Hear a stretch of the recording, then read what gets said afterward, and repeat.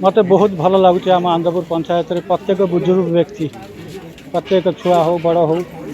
महिला मैंने भी समस्ते आसिक मोर सेरिमनी रे जोगदेले और मत बहुत खुशी लगे यंग जेनेरेशन जो आंदपुर पंचायत अच्छी से भी आर्मी ट्राए करते सेवा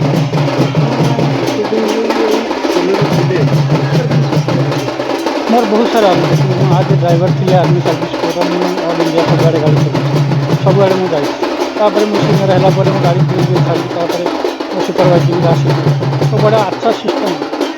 मत लगे मत सब आड़े बुला मिलला सब बहुत नुआ जिन देखा मिलला गाँ लोग समाधान सब मो पाखे अच्छे बहुत कम लोग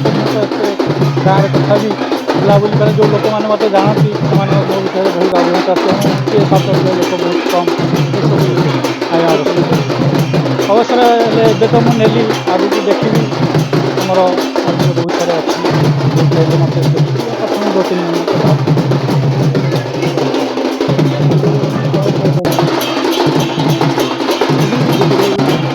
आज आर्मी पर्सन नसीब एक बात मैं कहूँगा जनरेशन आप लोग सभी बड़ा उत्साह के साथ इंडियन आर्मी में ज्वाइन करिए और अपना सेवा देखना आपको एक अलग अनुभूति ये मेरा खुशी है समस्त भल भाव तार स्वागत कले आमको तो सब गर्व फिल होता से गजिबा से जब जाइए आम फैमिली आम गाँव ही से आम गाँव सी ही प्रथम जाइए इंडियन आर्मी जॉइन कला आम से गर्व जो टूर्नामेंटा गई तार सब ड्यूटी करता से मत कहला मॉर्निंग फोन कला नानी मुझे मो फोन और लगे मुझे जब मोर किसी होगला देन तुम मैंने सब आम माँ बाबा ना तो आम भाई भूणी आम मैंने समस्ते समस्त बैकबोन एत स्ट्रंग आम भितर बनी तो पूरा आम 2 दिन आम भाई भूणी आम किए खाई फोन न आसला 4 दिन पर से फोन ऑन कला तो तापर आम कथा हलु आशारे आम किसी खाइचु कौन करमती फिल होता तो समस्ते सबू तो कह सब सी जमी आम तापर गर्व कर सबू जी यंग जेनेरेशन समस्त देश सेवा कर सब हाँ बहुत खुशी तो खुशी तो आम से तार भव्य स्वागत कलु एत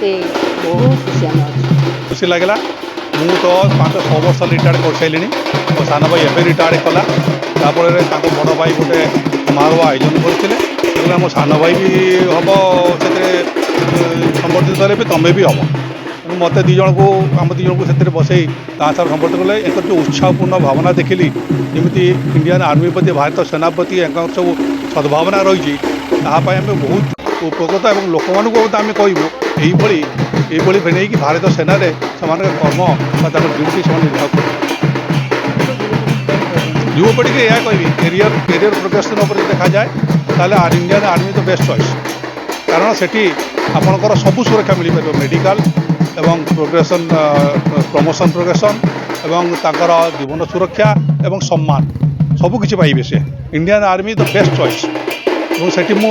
जवान मान को यह कहि आज पीढ़ी को यह कहि इंडियन आर्मी जी गर्वर सहित